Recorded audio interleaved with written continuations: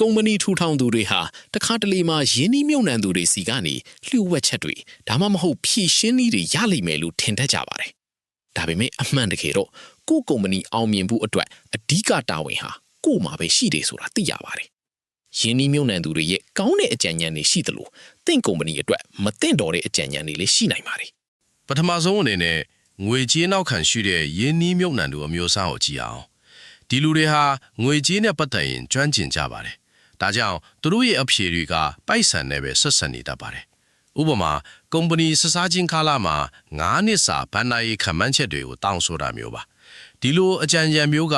ကုမ္ပဏီရဲ့ထုတ်ကုန်ကောင်းမွန်ဖို့ထက်ဘဏ္ဍာရေးစီမံခန့်ခွဲမှုဘက်ကိုပိုပြီးဦးစားပေးစေနိုင်ပါတယ်။နောက်တစ်မျိုးကတော့လုပ်ငန်းကြီးတွေမှာအတွေ့အကြုံရှိတဲ့အမှုဆောင်ရရှိတွေပါ။သူတို့ဟာထုတ်ကုန်တစ်ခုကိုဘယ်လိုတိုးချဲ့ရလဲဆိုတာကောင်းကောင်းသိပါတယ်။ဒါပေမဲ့ကုမ္ပဏီစစချင်းကာလမှာဝန်ထမ်းနံပါတ်9ယောက်အဖြစ်နဲ့လုပ်ခဲ့ရတဲ့အတွေ့အကြုံနဲ့ဝန်ထမ်းနံပါတ်1000ဖြစ်တဲ့အခါရတဲ့အတွေ့အကြုံကတော့လုံးဝမတူပါဘူး။ဒီလိုယင်းနှီးမြုပ်နှံသူတွေရဲ့အကြံဉာဏ်က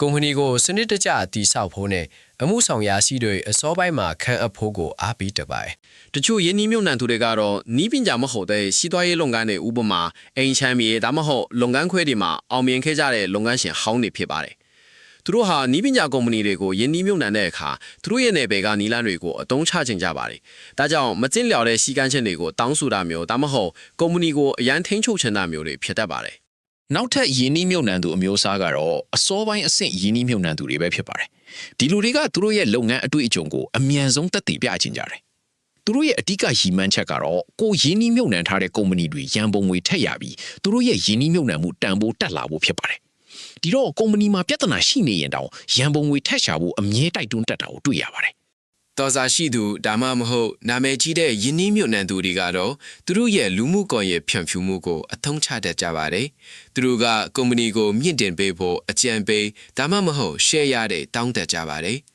ကုမ္ပဏီထူထောင်သူတွေအတွက်နာမည်ကြီးသူတယောက်ကကိုထုတ်ကုန်ကိုမြင့်တင်ပေးမယ်ဆိုတာကဆွဲဆောင်မှုရှိပါတယ်။ဒါပေမဲ့တကယ်တမ်းမှာတော့သူတို့ရဲ့အကူအညီကထင်ထားသလောက်အကျိုးမဖြစ်ထွန်းတာမျိုးဖြစ်တတ်တယ်။အခြားလုပ်ငန်းရှင်ဟောင်းယင်းနှီးမြုပ်နှံသူတွေစီကရတဲ့အကြံဉာဏ်တွေဟာသူတို့ရဲ့ကိုယ်ပိုင်အတွေ့အကြုံတွေပေါ်မှာအခြေခံထားတာများပါတယ်။ရန်ပုံငွေချတဲ့အခါဒါမှမဟုတ်ထုတ်ကုန်ဖြန့်ထူးတဲ့အခါသူတို့ကိုယ်တိုင်ရုန်းကန်ခဲ့ရတာမျိုးတွေကိုပြောပြတတ်ကြပါတယ်။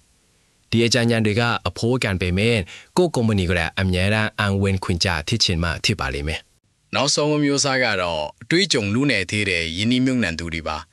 သူတို့ဟာလက်ရှိခေတ်စားနေတဲ့အကြောင်းအရာတွေနဲ့တခြားယင်းနှီးမြုပ်နှံသူတွေပြောတာတွေကိုပဲပြန်ပြောတတ်ကြပါတယ်။သူတို့ကိုယ်တိုင်လက်တွေ့အတွေ့အကြုံမရှိသေးတာကြောင့်သူတို့ရဲ့အကြံဉာဏ်တွေဟာနက်နယ်တဲ့လက်တွေ့ကြားမှုတွေလိုအပ်နေတတ်ကြကိုတွေ့ရပါတယ်။အမှန်တော့ YC လိုအတွေ့အကြုံရှိတဲ့အဖွဲ့အစည်းကယင်းနှီးမြုပ်နှံသူတွေတောင်တခါတလေမှာမှားယွင်းတဲ့အကြံဉာဏ်တွေပေးမိတတ်ပါတယ်။ဥပမာအနေနဲ့ကုန်ကျစရိတ်နည်းနည်းနဲ့လှုပ်ဆောင်ပါဝန်ထမ်းမခန့်ပါနဲ့အသုံးပြုသူတွေနဲ့စကားပြောပါဆိုတဲ့နည်းလမ်းကိုအမြဲတမ်းအကြံပြုတတ်ပါတယ်။တကယ်တော့အချို့ကုမ္ပဏီတွေကနှစ်ချီကြအောင်ဘယ်သူနဲ့မှမတွေ့ပဲထုတ်ကုန်ကိုတိတ်တိတ်ဆိတ်ဆိတ်တိဆောက်ပြီးမှအောင်မြင်ခဲ့တာမျိုးတွေလည်းရှိပါတယ်။ယင်းနှီးမြုပ်နှံသူတွေစီကနေရဖူးသမျှအကောင်းဆုံးအကြံဉာဏ်ကတော့